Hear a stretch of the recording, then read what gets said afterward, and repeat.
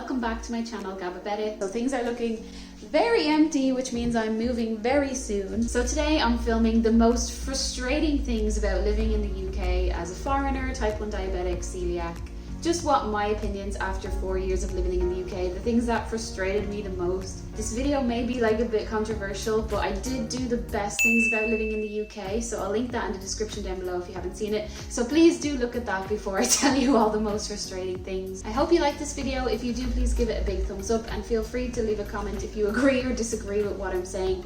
And if you're new to the channel, please consider subscribing. Right, let's start with number one. Okay, the thing, right, I don't know why I'm laughing. Maybe because I'm like worried people will find it really controversial, these things, but we'll see how the video goes. The thing that I've found the most frustrating after like 4 years of living here is that nobody understands me. I have an Irish accent, so I'm from Dublin, and that's my accent. But I actually think in terms of all of the different Irish accents that there are, depending on the region, that I have a pretty neutral kind of accent. I really hope people who are watching this video that you can understand me and you don't always have to put on the subtitles. I really hope that. But for some reason, people find it extremely difficult to understand me. For example, if I ever go to a McDonald's drive-thru here, they can literally just never understand me. And it's not like it's the speaker, because then if they ask the person in the next car, that's all fine. And even if they ask my boyfriend beside me, they can understand him. So why can't anyone understand me? I've gotten to the speaker at the drive-thru and just no communication been able, just like, sorry what? I'm like, I want a veggie dipper, Happy Meal. And they're like, oh, you want a cheeseburger? Literally nothing. Have to go around to the window and do the order at the window. One time I tried to order chips. So I was saying, oh, I want chips. Literally no one could understand it. So I was like, okay, I'll try and say fries. So I was like, let me do an order of fries. And they were like, yeah, okay, fine. And paid it. And then I got around to the next window, paid it. And they were like, do you want your change? And I was like, oh, I didn't think there was any change. I thought it was like 1 cent. So I was like, just put it in like the box for charity. And they were looking at me really strange. So I was like, okay. So I went to the next window and they handed me a Sprite, which I can't even drink because I'm diabetic anyway. So I was like, why are you giving me a Sprite? They're like, I thought you said Sprite. I was like, no, I said chips and I said fries. So I don't know what it is. I just have had always this problem. It's been really frustrating the last few years. Like, I feel like nobody can understand me half of the time. So let me know in the comments down below if you can understand my accent. But that has been the biggest frustration for me, because it's just so difficult to communicate when there's only a certain number of times a person can say, what are you saying? And then it just gets awkward. So yeah, that's been pretty difficult for the last few years. Okay, number two, right? This actually is a financial thing that really frustrates me. So I don't know how it is where everybody's from who's watching this video, but in the UK, you pay council tax where you live. This will be the local council that you'll pay depending on the size of your property. So for example, like a flat would be rate A, which would be the lowest amount you pay, and then a big huge house would be like rate D or E or F, and that would be a bigger amount to pay. That's kind of how it works. And the money that you pay the council is supposed to go into things like running of the police, you know, picking up the bins, that kind of thing. Council tax does not exist in Ireland. You do not have to pay it at all. So it was really a shock coming over here and then being given this like extra bill on top of everything. And it's not cheap, and you'll know if you're from the UK that it's gone up again this year. I just find it really frustrating because I don't see the value for it for what I'm paying per month. Literally my bin is getting picked up like twice a month, and if even, and it's always late. So I get annoyed with the bin part anyway because it just never gets picked up. I just don't see what I'm paying all of this money per month for that everybody's paying in the community, because it's just like, I don't know if it's just where I'm living, but it's just not really reflected in terms of like the services that are available, or like the bins being picked up, like things like that don't happen. And when you try to talk to the council and ask them, you know, like, my bin hasn't been collected in like 2 weeks, it's just like someone else's problem. So it really frustrates me that I have to pay this bill every single month for like, for what? For literally a bin to be picked up twice a month, and it's a lot of money. So I was really shocked when I moved over. I didn't know that this council tax was a thing until I moved in, and I was hit with this lovely extra bill. Also, the council, I don't know if it's just where I live, like I said, but are really difficult to get in contact with and solve any problems. So it's just not worth what I'm paying at all. And I will definitely be looking forward to going home to Ireland and not having to pay this council tax anymore. Okay, number 3. And yeah, this is basically a bit of a rant video, but because I did the best things I wanted to do, the worst things as well, and balance it out and just give a true reflection of what I've thought of living here as a person who's never lived here before. Number 3 is kind of niche to if you're from Ireland.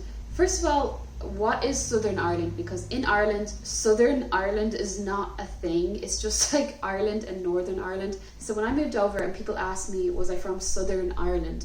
I was like, what is Southern Ireland? I'm from Dublin, which is like east, like in the middle. So I thought they were talking about like very down south, like Cork, like those kind of areas down there. So I was like, no, I'm not like from that. And then they're like, oh, so you're from Northern Ireland? And I was like, no, I'm not from there either. So it's really a strange term in the UK. Nobody says that in Ireland. Nobody calls Ireland Southern Ireland. It's just the Northern Ireland and the Republic of Ireland. And another thing about being from Ireland but living in the UK is so many people just assume that I'm from the UK, and I'm like, no, I'm not. I'm from the Republic of Ireland. It's a different country. And they're like, no, that's from that's in the UK. I'm like, no, there's the UK, which has Northern Ireland. Yeah, okay, but I'm not from there. I'm from Republic of Ireland, or Southern Ireland, if you want to call it.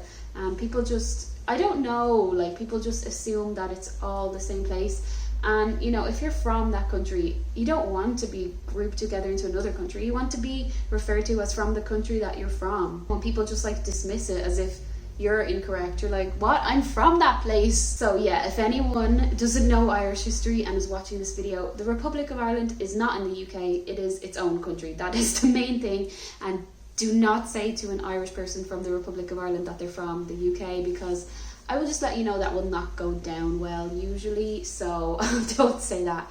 But yeah, that's been very frustrating. So it would be nice to be home and just be referred to as Irish from now on. That would be very nice. Okay, number 4 now, and this one is kind of really focusing on just when I had moved over to the UK from Ireland like 3.5 years ago.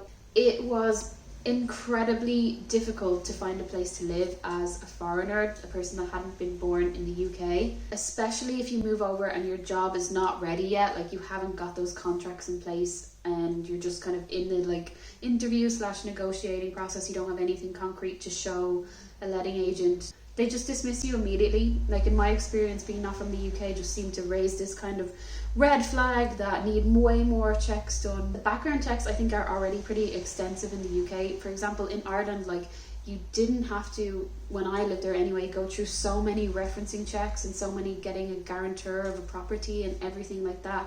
That's just like not a thing. It was way more easier back home to rent a place, whereas here there's just so many checks, like referencing, checking that you have enough money in your bank account, which is very invasive, I think, that you have a guarantor as well, checking that everything about you basically, which just, I don't think it's as extensive back home in Ireland. And yeah, I found it particularly difficult because, like I said, if you're in the process of just getting a job and just kind of negotiating it and you don't have like the contract ready right there and then, you're just kind of like dismissed. And especially if you're like not from the UK, you're just kind of dismissed and seen as a more difficult kind of renter. First year it was so hard to get a place. I did obviously get a place to live, not the best place, but that was the kind of stepping stone to then move the year after and get this really nice apartment. But yeah, it was so frustrating just having so many extensive checks, background and referencing, and then having even more for not being from the UK, and then being like dismissed because you had savings in euro and you weren't from the UK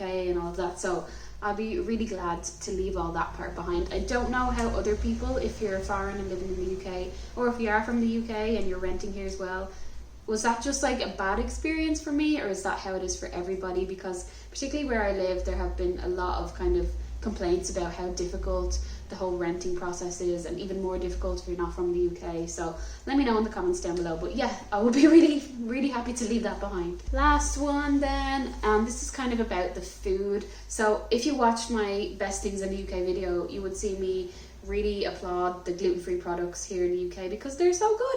They're really good, and as well as the diabetes healthcare, really exceptional here in the NHS. But there are some things, so I have missed some Irish food a lot.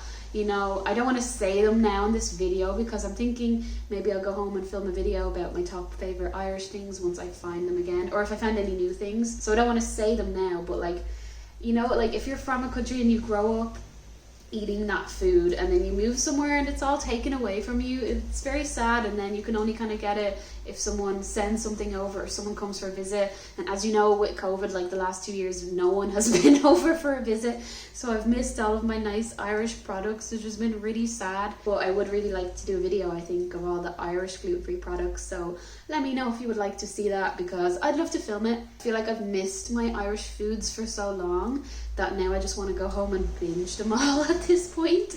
Like when I get back, my first meal, just random Irish snack products basically that I've missed. But yeah, it's hard to live in a new country, and you know, just some of the kind of home comforts that you're used to in terms of food, like not being there, and it just feels all a bit strange when you first move over especially. So I'll be really looking forward to going home and having some of them again, so let me know if you'd like to see that video. Okay, so that's my video. That is the 5 things that I found most frustrating about living here in the UK. I hope you enjoyed this video. If you do, please give it a thumbs up and comment down below if you agree or disagree, or if you have any other opinions, please share it in the comments because I'd love to hear it. And if you're new here, please consider subscribing to the channel. I am very soon getting ready to move, so I hope you've liked these kind of, you know, different videos about my experience in the UK. Let me know if there's any other ones you'd want to see before I leave. Thank you so much for watching. I really appreciate it, and I will see you all in the next video. Might be in Ireland, might not be yet. We'll see, but I'll see you all in the next video.